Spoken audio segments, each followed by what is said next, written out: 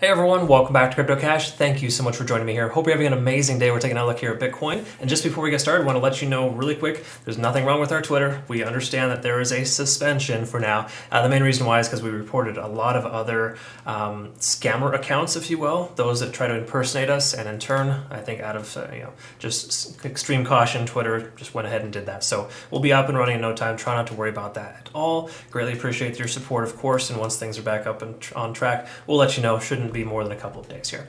All right, so taking a look here at Bitcoin, what we want to do is look at a few key factors. So we've looked and saw that we've been underneath 50 on the RSI for some time. We're coming up to retest that level. We could have a strong resistance level right about the 27,800 range, because that was obviously a previous resistance turn or previous support turned resistance. And then we also have, of course, positive here as well, potential convergence on the horizon. Okay, so the daily is starting to shape up to be pretty decent. We have another couple more days of forward momentum to the upside or sideways action. We'll be in good shape. The keys were back up over 27,000. Now, this doesn't mean we're out of the woods yet. Please do not get that in your head that we're just good to go because we're above a support or we had one green day to kind of bounce off that level. We had some pretty nasty turbulence over the weekend. We'll talk about that in a minute here, but for lack of better terms, we've got some positive stuff on the horizon that isn't there yet without confirmation. And I try to always teach my community, wait for confirmation. See, we got the 50 and the 20-day SMA trending above the price action right now. Those are going to work as resistance levels, potentially. Okay, it doesn't necessarily mean it's going to happen, but it just means that when we get there, we're going to see if we can break through there and what that's going to look like at that time.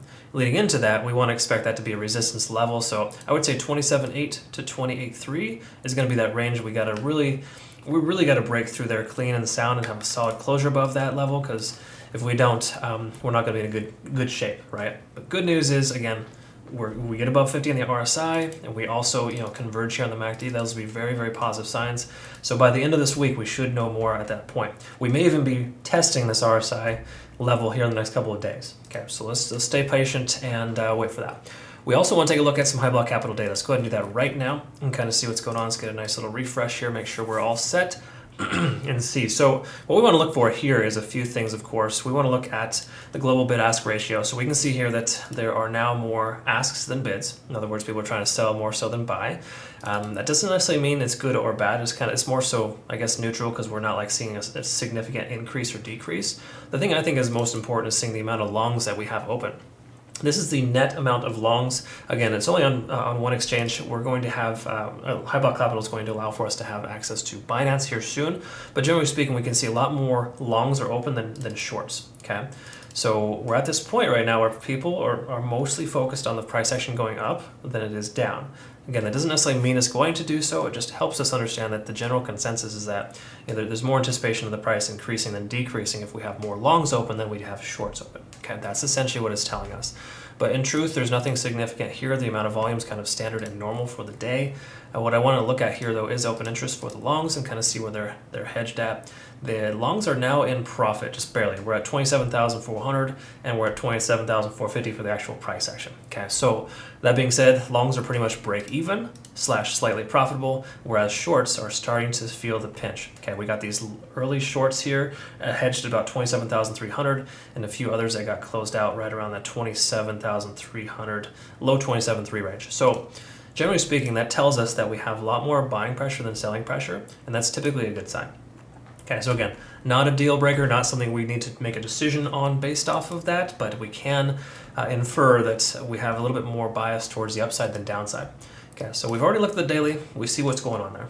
What's going on with the 4-hour time frame? This is the one that I think is the most important for a transitionary time frame based on swing trading more specifically or holding for a slightly longer period of time. We take a look at the MACD. We're still converging here positively. But you got to keep in mind we've had this forward momentum for a little while. Just bear in mind too, this is all sideways action. So in truth, this last segment of moving average convergence divergence is, I would say, not nullified, but not necessarily extremely beneficial or impactful in the sense of the fact that we had literally straight sideways action, minus one up and one down over the weekend. Not a lot really happened. So in turn, we can disseminate that the MACD isn't super impactful at this point, and we don't really want to use that as a measurement of what's going to happen next. What we should do, though, is take a look at the RSI and see that we've got a lot more money flowing into the market. We had a notification yesterday we sent out on Twitter, of course, referring to unusual activity. We had a somewhere in the range of $2 to $3 billion in USDT transferred to exchanges. So there was a lot of money moving to yesterday. I'm probably off on that estimate. I don't have it up in front of me right now, but I can tell you that it is absolutely something that kind of brought a lot of money into the market. We got this little spike up here initially because of it. So with that money flowing in, that implies that we should be able to sustain this price action. The price could go higher because of it. It's more likely than not to see that. We also can infer that the price action could come down to bounce off the support level here, which is currently very close to 27,000. So we do get a dip here on the price action. We'll see something very similar on the RSI, and the price should continue higher. The key takeaway here is we're soundly above 50 on the RSI, and that's a positive sign. So I love to see that. That concurrent with the MACD kind of averaging itself out sideways are both very good signs. Last but not least, we're above the 20 and now the 50 on the simple moving averages. That's a positive sign too, right? Ultimately, we're on the right side of tracks for the most part here. So the 4 hour to me looks pretty darn fantastic in the overall sense of things. We can also see this significant doji candle when the market had opened here. Let's take a quick look at that too as well. We can kind of see, generally speaking, where we're at here with the last few trading days. Tokyo, or just say the Asian markets, they dumped the market as soon as it came in, and then they bounced right off that support and shot the price up last night here for us in the States. So what that basically just means for us here is we're seeing some nice sideways action in the last 8 to 10 hours. That is good. We're consolidating above that support level at 27,300. That is a Fibonacci retracement level. Keep that in mind. And just to clarify, that is what, 0.236 if I'm not mistaken? Sorry, 0.382. So we're now above 0.382 at 27,300. So we get a closure above that level today. We're going to be looking to be in pretty good shape. Okay, so let's take a quick peek at the TD sequential and kind of see. There's no real overextension here. We can just kind of identify the price action. We did come up to a 9 here, but it wasn't like a significant run up. It was a nice push followed by a next staircase up. So for the most part, that's fairly healthy.